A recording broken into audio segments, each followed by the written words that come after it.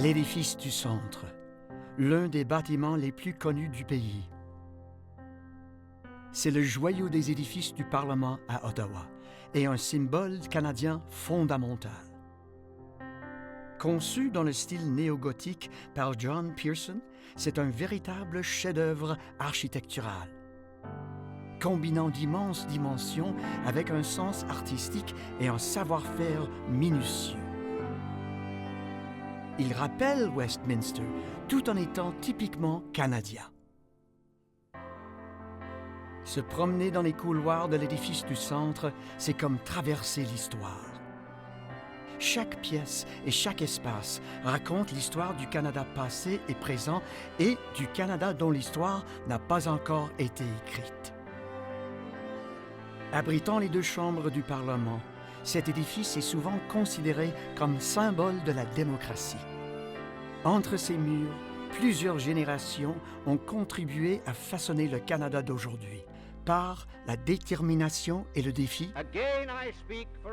Une fois de plus, je parle au nom de tous les députés et de l'ensemble du peuple canadien lorsque je dis que nous sommes décidés sans réserve à demeurer aux côtés de la Grande-Bretagne et des autres nations qui luttent pour la liberté. Au moyen de débats et de discussions.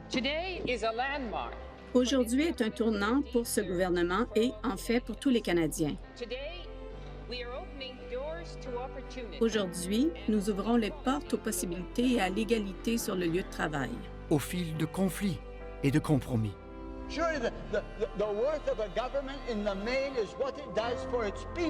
Il est certain que la valeur d'un gouvernement est ce qu'il fait pour ses citoyens. La mesure dans laquelle il améliore la qualité de leur vie et leurs soins de santé, leur procure une plus grande sécurité, un niveau plus élevé de normes morales. C'est ce qui fait la grandeur d'une nation. C'est ici, dans la salle du Sénat, que les sénateurs et sénatrices se réunissent et débattent des questions nationales depuis près d'un siècle. Nous avons l'obligation, me semble-t-il, de défendre ce pays. Nous devons défendre nos provinces. C'est le rôle du Sénat de provoquer, d'enquêter, de recommander des améliorations, d'inciter le gouvernement à tenir compte de nos réflexions. C'est également là que se déroulent les cérémonies officielles, dont l'ouverture de la session parlementaire et la lecture du discours du trône. Prime Ministers believe that Canada's active participation in the North Atlantic Treaty Organization is essential. Des événements riches en faste, en apparat et en traditions anciennes.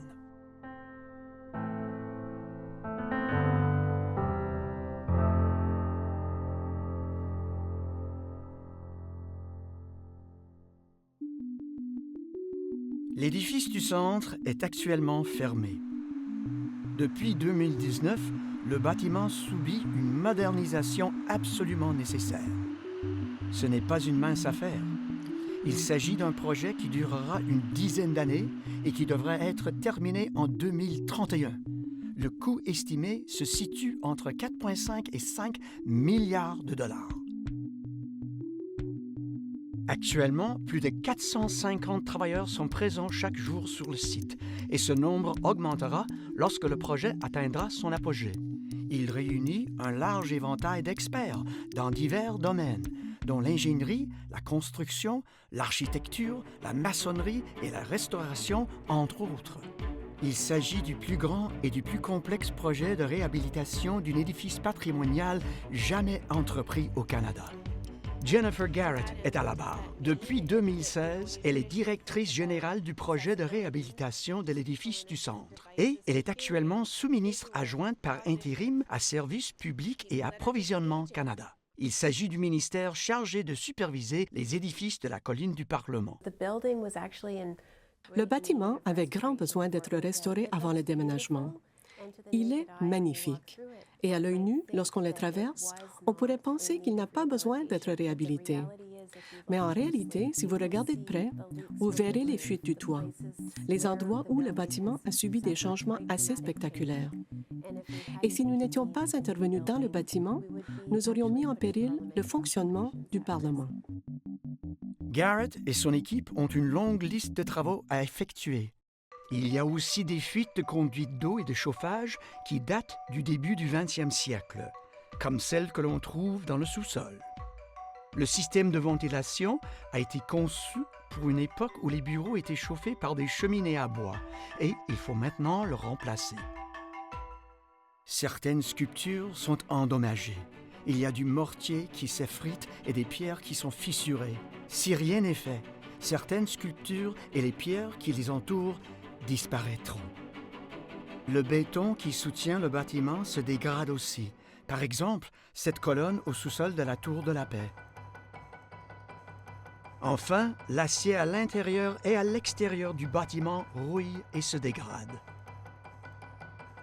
Le bâtiment n'a pas subi de rénovation majeure depuis sa reconstruction après l'incendie de 1916. Lorsqu'un bâtiment a plus de 100 ans et qu'il abrite un parlement en exercice, le seul moment où il est possible d'y apporter de petites modifications est pendant les vacances et l'été, ce qui est parfois inefficace pour effectuer certains des travaux de réhabilitation majeurs qui ont dû être entrepris dans ce bâtiment après 100 ans. C'est pourquoi un plan a été mis en place afin de créer d'autres locaux pour accueillir les chambres, les parlementaires et leur personnel administratif, afin de pouvoir vider ce bâtiment et y apporter les modifications nécessaires. Le plan prévoyait le départ des députés à la fin de l'année 2018 et leur installation dans une salle temporaire de la Chambre des communes dans l'édifice de l'Ouest. Les sénateurs et sénatrices ont déménagé à l'édifice du Sénat du Canada qui fut jadis la gare ferroviaire d'Ottawa. Et je suis heureuse d'affirmer que notre équipe d'exploitation a fait un excellent travail pour nous amener à la ligne d'arrivée. Mais vous savez, même là, nous avons eu des pannes d'ascenseur, des infiltrations d'eau. Il y a eu une fuite importante environ 3 semaines après la fermeture du bâtiment. Cela aurait certainement touché les activités parlementaires. Nous avons donc réussi. Nous avons su faire fonctionner le bâtiment jusqu'à la fin, mais il arrivait en fin de vie et nous craignons vraiment qu'il ait un impact significatif sur la fermeture du Parlement, ce qui aurait été une véritable catastrophe. Nous voulons que notre Parlement fonctionne. Le projet de restauration de l'édifice du centre est désormais en cours. Il s'agit d'un élément clé d'un effort de réhabilitation et de modernisation sur plusieurs décennies dans l'ensemble de l'enceinte parlementaire. Les 3 étapes de la construction sont essentiellement les suivantes. La première phase consiste à démonter le bâtiment. La deuxième phase consiste à reconstruire les caractéristiques de base du bâtiment, comme les améliorations structurelles, la mise en place des mécanismes. La troisième phase est la partie la plus belle du travail. Il s'agit de finaliser les caractéristiques, d'aménager les espaces et d'en définir l'aspect, de réintégrer les éléments patrimoniaux dans le bâtiment. À l'heure actuelle, nous avons terminé la première phase du projet de l'édifice du centre et nous allons commencer la deuxième phase. Ce que je veux dire par là, c'est que nous avons terminé le vaste programme de démolition et d'assainissement visant à éliminer les substances désignées, qui s'est achevé en décembre 2023. Nous en sommes maintenant à la partie du programme de l'édifice du centre où nous commençons à faire les améliorations structurelles de l'édifice. Il faut tout un village pour réaliser des projets de ce type. Nous disposons d'un large éventail de compétences pour exécuter ce programme, car nous poursuivons la conception en même temps que la construction. Nous pilotons l'avion pendant que nous le concevons. Il s'agit d'une stratégie délibérée de notre part. En outre, au fur et à mesure que la conception évolue et se finalise, les derniers lots contenant les finitions sont remis à l'équipe de construction, presque comme une livraison juste à temps. Cet effort intégré nous permet d'optimiser le calendrier et de veiller à ce que les parlementaires retournent au bâtiment dès que possible.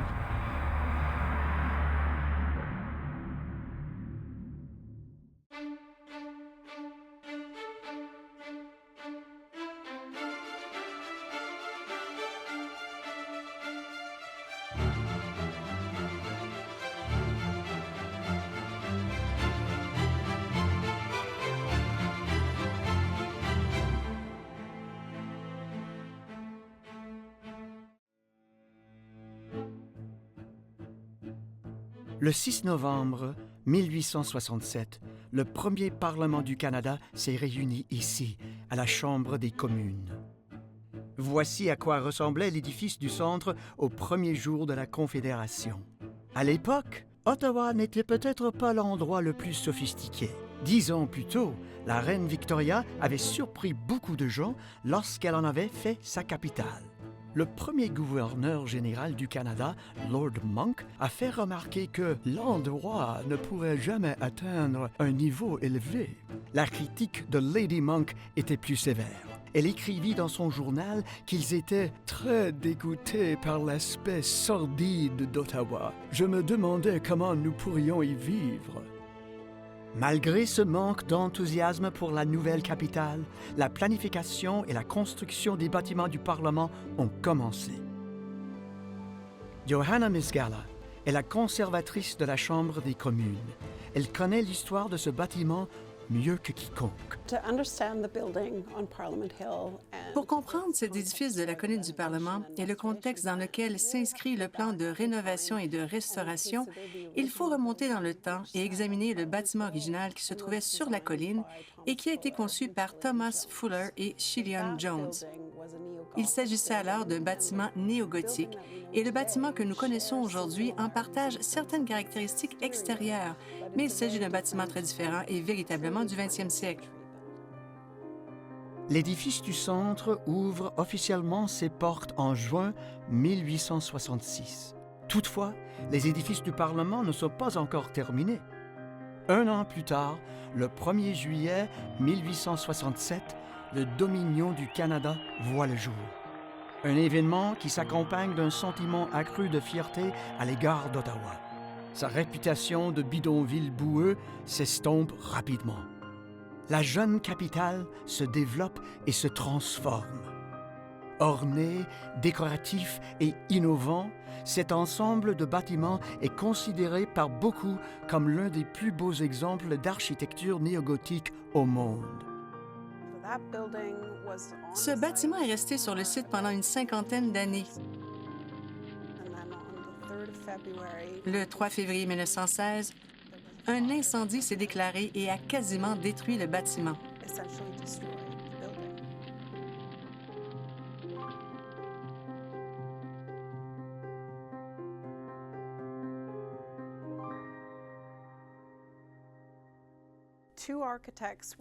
Deux architectes ont été chargés de réaliser une étude pour déterminer s'il était possible de reconstruire sur le site. L'architecte torontois John Pearson et l'architecte montréalais Joseph Omer Marchand ont donc été réunis alors qu'ils ne s'étaient jamais rencontrés avant ce projet. Leur tâche consistait à élaborer une sorte de proposition présentant les possibilités. Ils ont profité de l'occasion pour s'inspirer du fait que le Canada avait beaucoup changé entre 1867 et 1916. Il fallait un bâtiment du 20e siècle. Un bâtiment qui durerait pour les générations suivantes et le Canada à venir. Étant donné que seule la bibliothèque reste intacte, Pearson et Marchand proposent une toute nouvelle structure. Leur projet consiste d'un extérieur néogothique et un intérieur résolument moderne. Ils ont tenu compte de la structure originale de l'extérieur. Le bâtiment ressemblait donc beaucoup à ce qu'il était à l'origine. Mais à l'intérieur, il s'agissait d'un bâtiment du 20e siècle, s'inspirant beaucoup des beaux-arts. Ils voulaient donc que l'architecture parle aux gens qui utiliseraient ce bâtiment, qu'elle leur parle de leur lieu d'origine, des personnes qu'ils représentent et essentiellement de leurs devoirs envers les Canadiens. Ils ont été choisis et élus pour représenter un public dépassant leur propre personne. Et ils sont réunis pour prendre des décisions sur les lois qui, en fin de compte, se répercutent sur ces électeurs. À l'automne de 1916, la reconstruction de l'édifice du centre est bien avancée. Cependant, le pays est toujours en proie à la meurtrière Première Guerre mondiale et le Parlement a un besoin urgent d'un endroit où siéger. La Chambre des communes et le Sénat se réunissaient ici, dans le tout nouveau musée commémoratif Victoria, qui est aujourd'hui le Musée canadien de la nature. Les fossiles, les minéraux et les expositions étant déplacés au fond de la salle. Pendant près de 4 ans, le Parlement du Canada s'installe dans cette salle alors que la construction de l'édifice du centre se poursuit. La construction a donc eu lieu entre 1916 et 1920. Le bâtiment a été réinstallé en 1920. La construction s'est poursuivie pendant près de 10 ans avec la Tour de la Paix. Depuis, le programme décoratif du bâtiment s'est poursuivi jusqu'à la fermeture du bâtiment en 2018, lorsque nous avons déménagé afin de pouvoir restaurer et réhabiliter le bâtiment pour le 21e siècle. L'architecte John Pearson a supervisé chaque détail de la conception du bâtiment.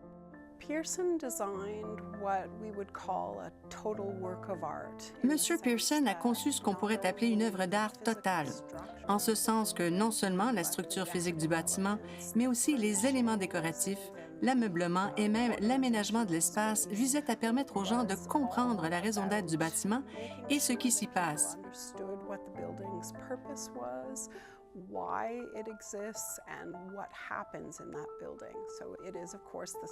C'est donc bien sûr l'espace où la législation du pays est déterminée. Les députés et les sénateurs ont un rôle très important à jouer. Il leur faut un espace convenable pour accomplir ce travail.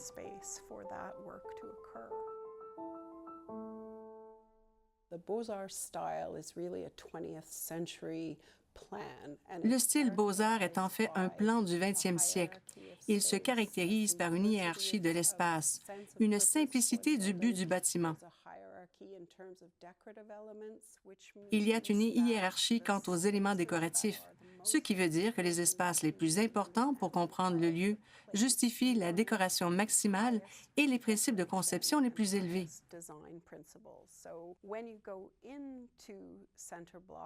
Alors, lorsque vous entrez dans l'édifice du centre, vous comprenez tout de suite où vous êtes. Vous comprenez immédiatement que tout ce qui est à votre droite est lié au Sénat et tout ce qui est à votre gauche est lié à la Chambre des communes, et qu'il y a un ordre et une structure dans cet espace. Ainsi, les espaces les plus décorés sont par exemple les bureaux des deux présidents, car il s'agit en quelque sorte de leur maison. Ensuite, on peut penser aux chambres, car c'est là que se fait le travail le plus important. Il y a aussi le bureau du premier ministre et celui du chef de l'opposition.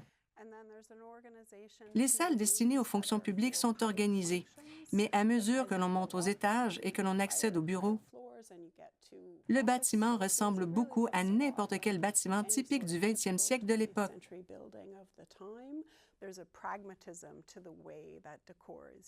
Le décor est pragmatique, les finitions sont choisies, les matériaux les plus nobles sont utilisés dans les endroits les plus importants, comme le bois ou le marbre. Tout est conçu pour vous donner un sentiment d'appartenance à ce lieu et de vous permettre de le comprendre. Ainsi, dans la mesure du possible, des matériaux canadiens ou du moins nord-américains ont été utilisés dans cet espace pour rappeler aux gens les lieux d'où ils viennent pour se réunir à Ottawa dans ces deux chambres. L'architecte John Pearson a supervisé chaque détail de la conception du bâtiment.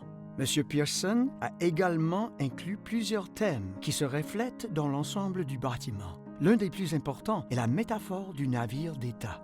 Ici, dans l'entrée principale de l'édifice du centre, la figure de Poséidon est sculptée dans la colonne centrale du hall de la Confédération.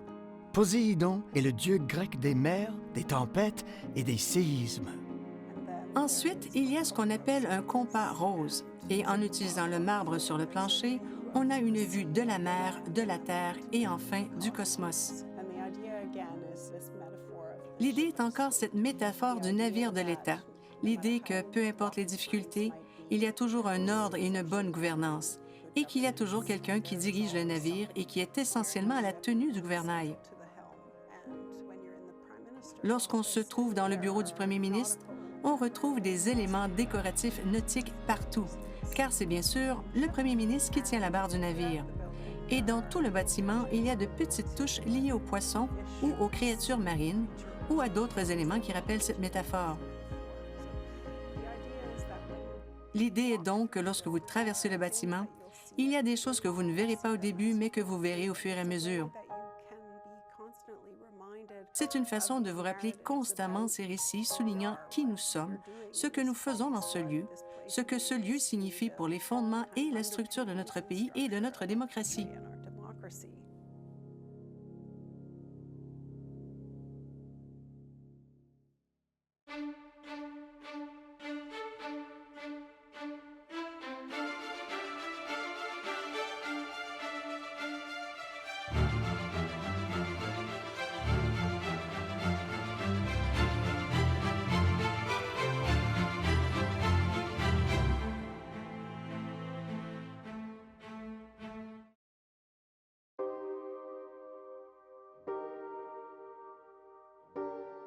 La protection et la préservation de plus de 20 000 biens patrimoniaux font partie intégrante du projet de réhabilitation de l'édifice du Centre.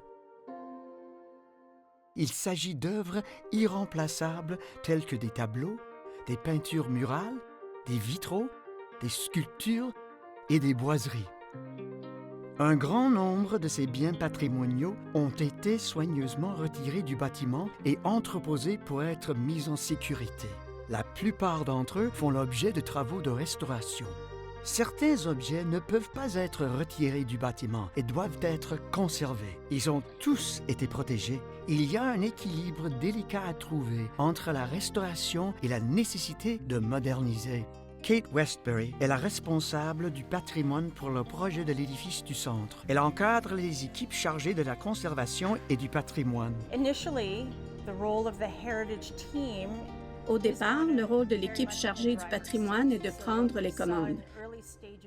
Ainsi, dans les premières phases du projet, nous avons assisté à l'enlèvement de tous les éléments fragiles du bâtiment. Tout ce qui est très simple, comme les vitraux, les luminaires patrimoniaux, tout ce qui peut être enlevé facilement est enlevé en premier, ce qui permet de le dégager et de permettre aux autres activités de construction de se dérouler sur le site. Les décisions concernant ce qu'il faut enlever ou protéger sont prises au cas par cas. Dans certains cas, les risques liés à l'enlèvement de matériaux patrimoniaux peuvent être plus importants que ceux associés à leur maintien en place. Voici le plafond de la salle du Sénat, ici, à l'édifice du Centre. Il s'agit d'un substrat de plâtre qui a été apporté et installé après la fabrication, puis fini sur place. Le pochoir que vous voyez ici comporte plusieurs motifs de roses des Tudors qui sont un beau clin d'œil à notre patrimoine anglais. Nous avons aussi d'autres motifs et médaillons que vous pouvez voir depuis le sol du Sénat qui incluent des motifs comme la harpe irlandaise, le lion, qui est simple, le passant du trône anglais. Tous ces éléments rappellent donc nos liens avec le Commonwealth et le système parlementaire britannique. Plus de 170 000 feuilles d'or ont été utilisées pour dorer ce plafond. C'est un trésor ici à l'édifice du Centre. Il est heureusement en très bon état. Nous l'avons fait évaluer par nos spécialistes en peinture architecturale et ils ont convenu que la protection sur place était la bonne approche. Il est évident que l'enlèvement d'un tel objet pourrait beaucoup l'endommager et être très envahissant. C'est pourquoi nous avons créé un programme de surveillance très rigoureux pour les biens tels que ce plafond afin de déceler rapidement tout problème et de le régler immédiatement. Depuis près d'un siècle, 2 lustres massifs sont suspendus à ce plafond à caissons dorés. Les luminaires sont en bronze, en fonte, en aluminium et en verre opale blanc plaqué. Les lustres de cet espace sont les 2 plus grands luminaires que nous ayons dans l'édifice du Centre. Ils étaient en bronze moulé et assez énormes, pesant plus de 3 400 livres, ce qui a nécessité une réflexion stratégique quant à la manière de les enlever et les mettre en sécurité. Nous avons donc dû créer un système de poulies et faire appel à des ingénieurs pour nous assurer que nous pouvions enlever les luminaires en toute sécurité et sans endommager le bâtiment. Ces objets ont ceci d'unique qu'ils comportent une pièce moulée qui doit rester intacte. Cette pièce représente la majeure partie de son poids. C'était donc un véritable défi. Ces luminaires sont sans doute les plus beaux du Canada. Ils ont donc été enlevés. À l'heure actuelle, ils sont entreposés dans des caisses en toute sécurité et nous élaborons en ce moment même des plans de conservation et de traitement. Ils seront confiés à un spécialiste de l'éclairage qui les traitera et les remettra en état, puis les modifiera légèrement afin qu'ils répondent à nos exigences en matière d'éclairage en 2023. Elles seront ensuite réintégrées ici. Nous devrons donc repasser en sens inverse par ce processus logistiquement difficile. Les restaurateurs ont un autre défi. Enlever les peintures murales qui décorent cette salle de comité depuis près d'un siècle. Cette pièce était à l'origine la salle de lecture de la Chambre des communes. Les motifs de conception de cet espace reflétaient les médias, la presse écrite et le journalisme. Nous avons donc une très belle collection des peintures murales d'Arthur Crisp qui reflètent cette réalité, ce qui est très agréable. Il s'agit de peintures murales en marouflage, c'est-à-dire d'une toile peinte qui a été appliquée au mur à l'aide d'un adhésif, ce qui a permis de l'enlever, alors que si elle avait été peinte directement sur du plâtre, par exemple, cela aurait été beaucoup plus compliqué.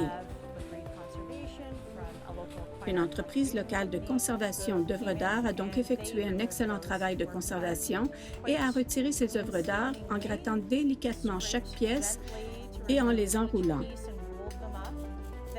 Ensuite, il faut enlever toute la couche d'adhésif qui est restée collée au verso pour pouvoir les rouler en toute sécurité, les entreposer ou les envoyer dans un laboratoire de conservation pour qu'elles soient traitées. Il s'agit donc d'un processus assez lourd.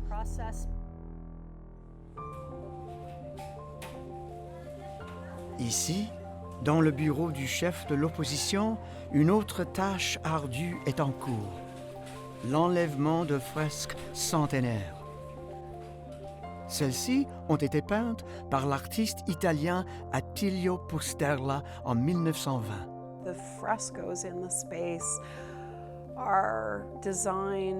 Les fresques de cet espace sont conçues pour refléter certains idéaux liés au devoir d'un chef de l'opposition. Il s'agit de la justice, de la vertu et de l'engagement à s'en tenir à la vérité. William Lyon Mackenzie King était le chef de l'opposition à l'époque où le bâtiment a été conçu. Il a travaillé en étroite collaboration avec Pearson sur les dessins et les éléments qu'il souhaitait incorporer dans les fresques. Le visage d'un ange apparaissant à un chevalier serait inspiré de celui de la défunte mère de M. King. Il a décidé de garder son bureau dans cette pièce lorsqu'il était passé de chef de l'opposition à premier ministre en 1921. La fresque est un type de peinture où la peinture est appliquée sur du plâtre humide, de sorte que lorsque la peinture sèche, elle fusionne avec le plâtre et devient une partie intégrante du mur. Pour restaurer ces pièces, il a donc fallu les retirer physiquement de cet espace. Ainsi, tout comme les boisés et une sorte de meuble dans l'espace, ces éléments occupent aussi une place spécifique et doivent être retirés avec beaucoup de prudence afin que l'on puisse les replacer dans les espaces d'origine avec le plus grand soin. Une fois le traitement de conservation terminé, les fresques resteront entreposées jusqu'à ce qu'elles puissent être réintégrées en toute sécurité dans l'édifice du centre. Il y a des échafaudages dans tout l'édifice du centre. Ils sont évidemment nécessaires pour effectuer les travaux eux-mêmes et ils offrent une nouvelle vue du bâtiment. Nous nous trouvons dans la salle de la Chambre des communes, ici à l'édifice du centre, et les magnifiques sculptures que vous voyez ici, protégées in situ, appartiennent à la série de lacs de l'Amérique du Nord britannique qui se trouve dans toute la salle. Ce qui est vraiment formidable, c'est que nous avons l'occasion unique de les voir de près et de nous faire une idée de la grande qualité du savoir-faire et du talent artistique nécessaire pour sculpter un objet aussi détaillé. Il s'agit d'un très bon exemple d'un cas où l'enlèvement de la structure d'un bâtiment patrimonial pourrait causer des dégâts et être trop onéreux et inutile à ce stade.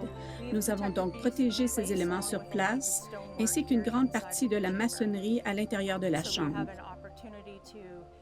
Nous avons donc l'occasion de faire une évaluation approfondie de son état et nous pourrons également procéder à un nettoyage en profondeur car, comme vous pouvez l'imaginer, avec le temps, la poussière et les débris qui se déposent sur ces éléments décoratifs sont assez importants et gênent la lisibilité de ces sculptures à distance. Nous avons donc l'occasion de nettoyer toute cette poussière et ces débris et ce que nous verrons, c'est une sculpture magnifiquement conservée après sa remise en état. Un autre élément du patrimoine qui sera restitué à l'édifice du centre est ce magnifique plafond en tissu. Il fait partie de la chambre depuis près d'un siècle.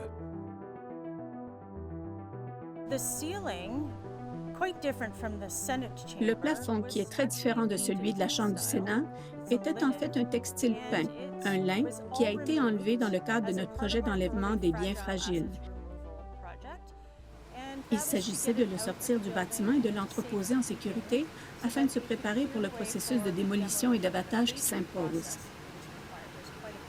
Il y a pas mal d'amiante dans et autour du plafond, ici, dans la chambre.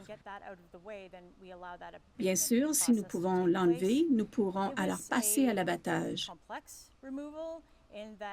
Il s'agissait d'un enlèvement compliqué dans la mesure où nous avons dû développer toutes sortes d'outils et d'appareils afin d'enlever et de rouler l'amiante en toute sécurité, car nous avions des bandes de textiles très longues qui devaient être enlevées en une seule pièce.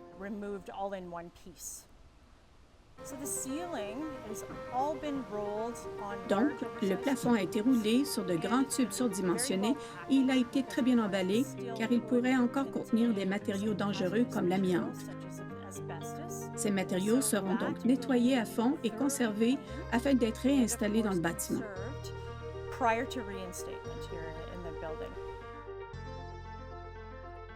Les vitraux de la chambre ont été ajoutés à la fin des années 1960.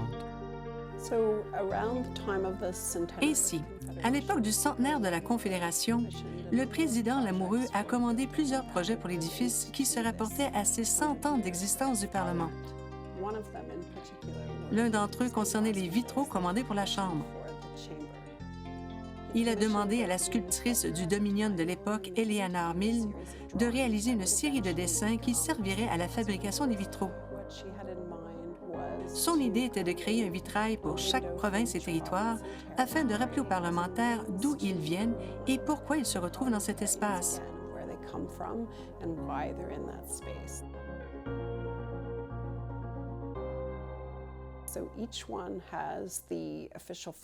Chaque vitrail est donc orné des fleurs officielles et de certains symboles propres à ces régions du pays. Ce que nous savons des vitraux, c'est que le verre lui-même provient du monde entier. C'est aussi une jolie petite métaphore du Canada en tant que pays qui montre que des gens sont venus ici de partout et qu'ils sont tous représentés dans cet espace. Ce projet nécessite beaucoup de documentation et de suivi. Nous avons donc élaboré un plan d'étage où nous avons attribué un numéro à chaque fenêtre et un code couleur pour indiquer le type de fenêtre et le contour pour indiquer le type d'installation. Voici Mark Thompson. Il dirige une équipe de restaurateurs qui travaille à la préservation des vitraux de l'édifice du centre.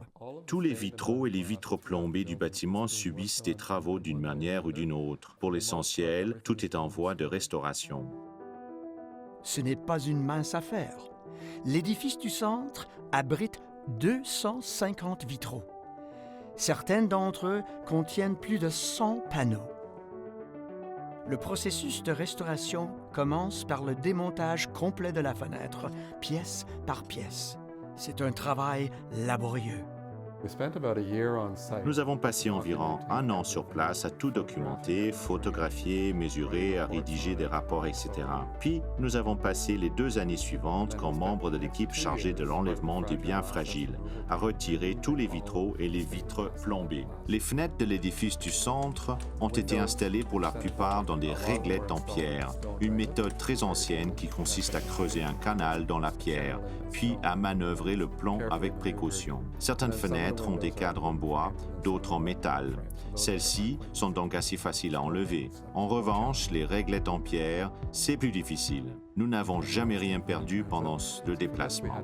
Pour cela, nous avons dû fabriquer 800 caisses que nous avons fabriquées nous-mêmes dans notre studio, avec une longueur d'avance sur l'équipe de démolition. Nous l'avons expédié au centre Macun du chemin Pink à Gatineau.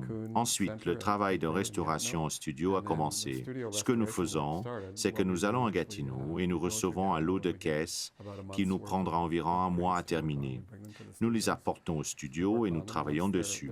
Une fois qu'elles sont terminées et approuvées, nous les renvoyons au chemin Pink. Nous prenons le prochain lot de caisses et nous continuerons comme ça jusqu'en 2026 environ.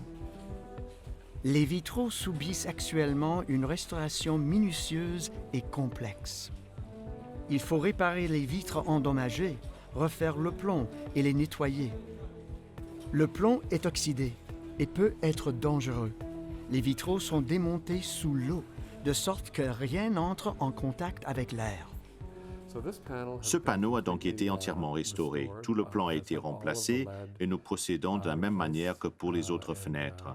C'est-à-dire, nous le documentons sur place, nous le mettons en caisse et nous le transportons jusqu'au chemin Pink. Nous le récupérons au chemin Pink, nous l'amenons ici, nous le démontons dans un bain d'eau distillée avec différents adhésifs pour faciliter le travail.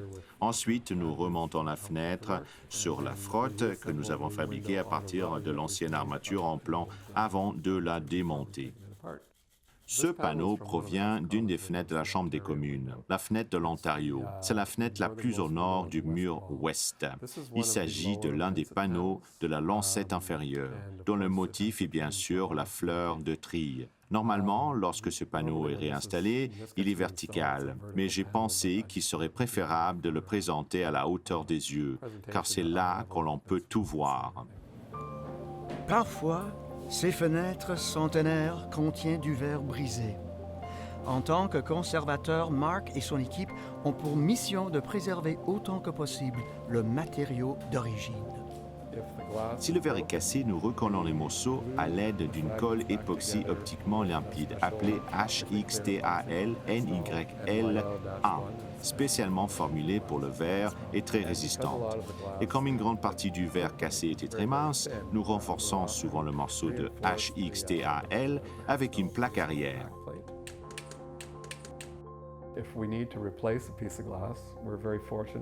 Si nous devons remplacer un morceau de verre, nous sommes chanceux de disposer d'un très bon inventaire de verre européen fait à la main au milieu du siècle, qui n'est plus disponible au Canada. Nous sommes donc en mesure de reproduire toutes les teintes de base utilisées par les vitraillistes pour fabriquer ces fenêtres. Il est difficile d'obtenir beaucoup de matériaux pour les vitraux, mais j'ai racheté différents studios qui fermaient au fil des ans. Et je dispose d'une énorme palette de ces matériaux que je peux utiliser pour assortir n'importe quel vitrail. Il s'agit d'une formidable collection de verres qu'on peut apprendre beaucoup de choses en travaillant dessus. C'est extrêmement instructif. Comme pour toutes les vitrines, on apprend des choses. Mais celles-là sont formidables et c'est vraiment un plaisir. Mais aussi juste un sentiment de, vous savez, c'est un bâtiment très important, nous sommes tous très contents de faire partie de l'équipe. Nous avons vraiment l'impression que nous sommes capables, que nous allons réussir et que nous allons vraiment faire du bon travail. Nous allons être responsables et nous allons bien le restaurer.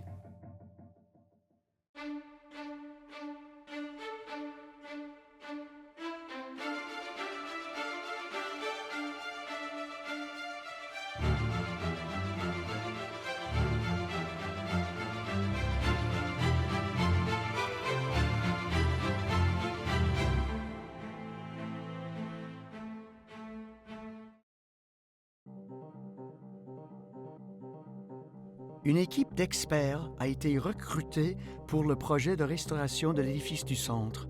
Ce sont des spécialistes de l'accès par corde. Leur tâche consiste à protéger les 4 pinacles historiques situés à chaque coin de la Tour de la Paix. Il s'agit d'un défi de taille qui n'est pas à la portée de tous. Les pinacles sont temporairement enveloppés et sécurisés pendant que la construction de l'édifice du centre se poursuit. Des moniteurs sont également fixés à chaque pinacle pour mesurer les vibrations. La sécurité de la Tour de la Paix est d'une importance capitale pour cette équipe. Après tout, il s'agit sans doute de l'un des sites les plus emblématiques du pays. L'histoire est gravée dans ces murs.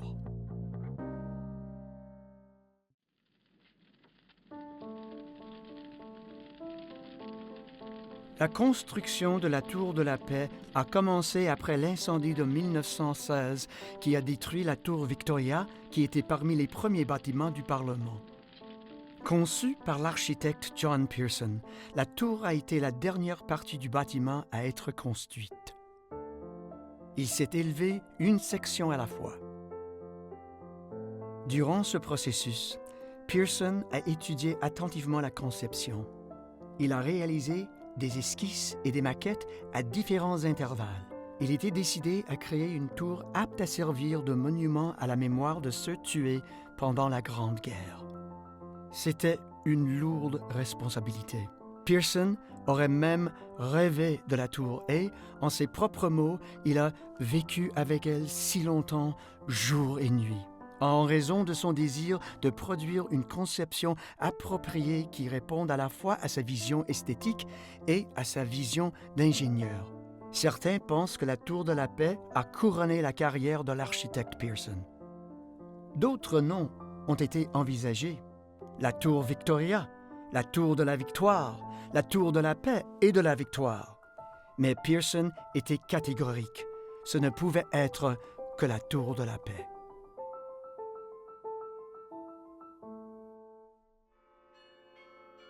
La tour abrite un carillon comprenant 53 cloches.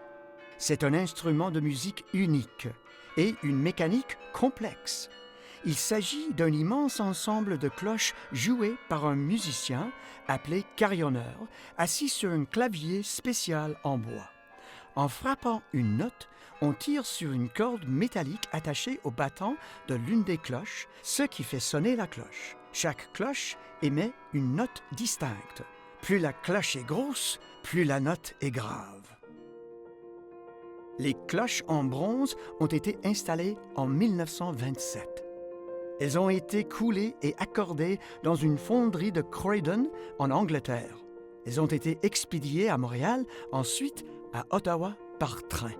Ici, les cloches sont déchargées sur la colline du Parlement. Les plus grands font plus de 2 mètres de haut. Le carillon de la Tour de la Paix a été inauguré le 1er juillet 1927. C'était aussi le jubilé de diamant de la Confédération. Une foule de 60 000 personnes s'est rassemblée pour participer à la cérémonie et entendre le carillon pour la première fois. Il s'agissait également de la première émission radiophonique nationale en direct. Selon certaines informations, plusieurs millions de personnes l'ont écouté. It was thereupon decided to install the carillon as the crowning feature of the Memorial Tower and as the most fitting symbol of the peace. Le premier ministre de l'époque, Mackenzie King, a qualifié le carillon de « voix de la nation ». Aujourd'hui, près d'un siècle plus tard, la voix de la nation doit être affinée, rénovée et restaurée. Et pour cela, il faut l'expertise de personnes comme Caitlin Rouse. Je suis technicienne de projet et je gère la portée, les coûts et le calendrier de la numérisation et de l'assemblage partiel du carillon. Il y a 2 aspects à cela. Le premier est une intervention structurelle sur la tour de paix. Pour faire avancer ces travaux, nous devons donc retirer les éléments patrimoniaux du beffroi. Ensuite, c'est la première fois que nous avons l'occasion d'intervenir depuis l'installation du carillon en 1927, non seulement pour restaurer et refabriquer certains éléments du carillon en fonction de leur âge et de leur usure, mais aussi pour améliorer la qualité du son de l'instrument. Royal Icebouts est une entreprise de restauration aux Pays-Bas qui restaure et refabrique les cloches. Elle a été choisie pour enlever et restaurer les cloches du carillon. Lorsque les représentants du Royal Icebelts sont venus et ont effectué le premier examen du site, ils ont décidé que seules 22 cloches seraient envoyées à leur atelier, ainsi que tous les battants. C'est ainsi que 53 d'entre eux ont été envoyés avec les 22 cloches, ainsi que le clavier et les mécanismes. La plus grosse cloche pèse plus de 10 000 kg et nous avons dû retirer les 3 plus gros battants pour les expédier à l'étranger. L'un des défis que nous avons relevés a donc été de les retirer et pour le faire, nous avons dû créer une procédure de levage pour les descendre en toute sécurité et les sortir du bâtiment. Pour les transporter d'Ottawa aux Pays-Bas, nous nous sommes associés aux Forces armées canadiennes. Ils ont donc été expédiés d'Ottawa à Trenton. De là, ils ont été mis à bord d'un avion qui les a transportés jusqu'à Eindhoven, aux Pays-Bas. Le clavier sera remis à neuf et restauré, puis les mécanismes seront refabriqués à neuf.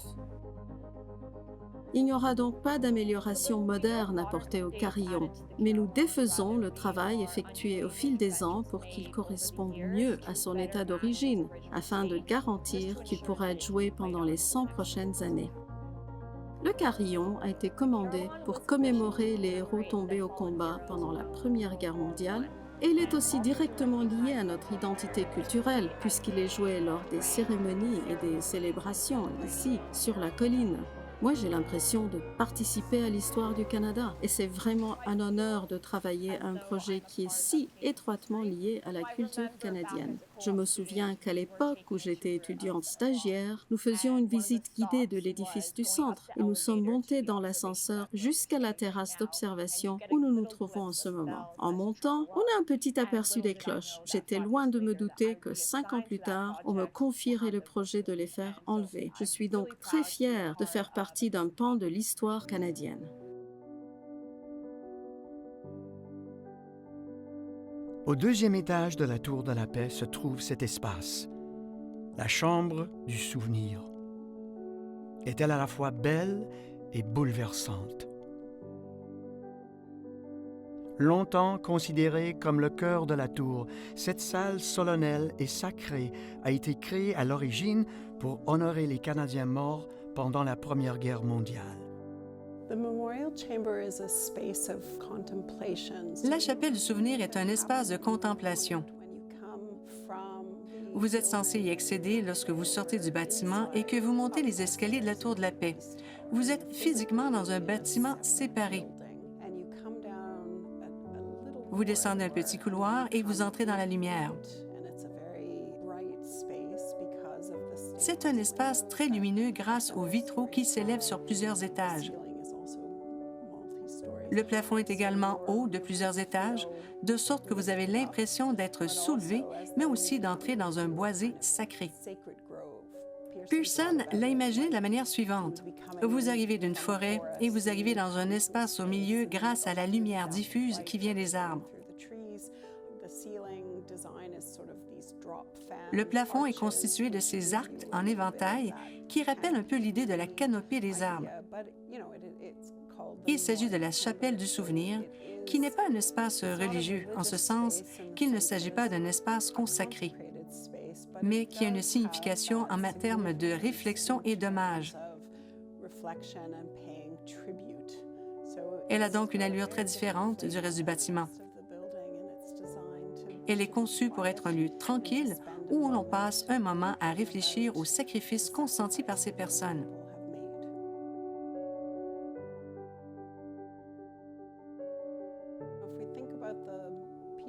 Si nous considérons la Tour de la Paix comme la colonne vertébrale du bâtiment, la chapelle du souvenir en est le cœur.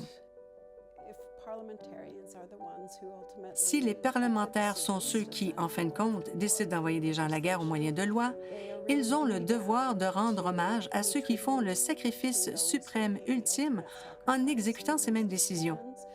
Ils doivent penser à eux lorsqu'ils prennent ces décisions. Ils ne doivent pas prendre ça à la légère.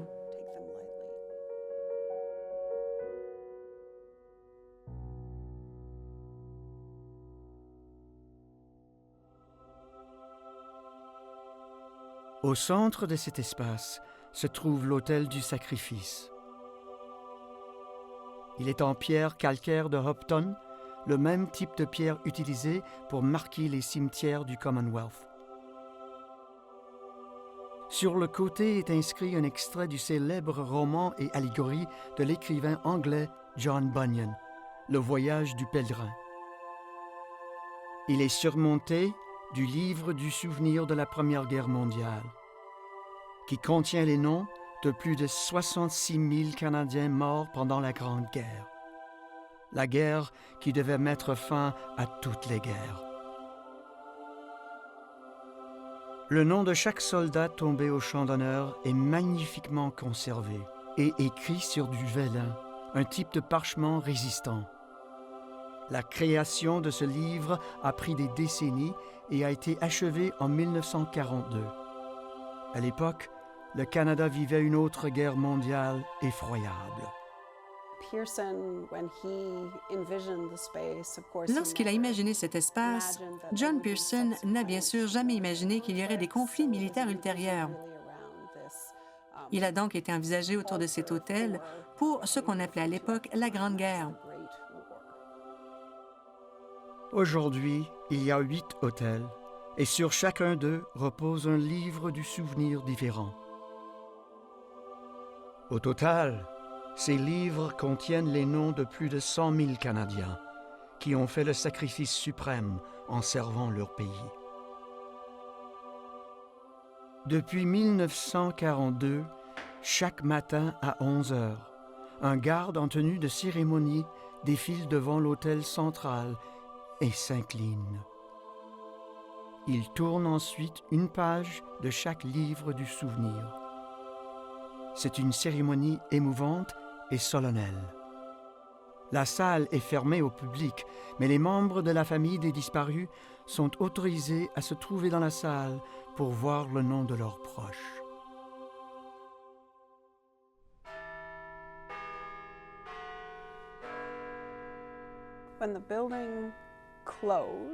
Lorsque le bâtiment a fermé et que nous avons déménagé dans l'édifice de l'Ouest, nous y avons transféré les livres du souvenir.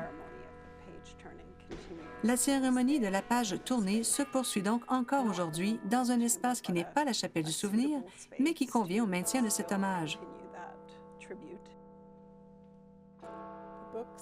Les livres suivront la Chambre des communes.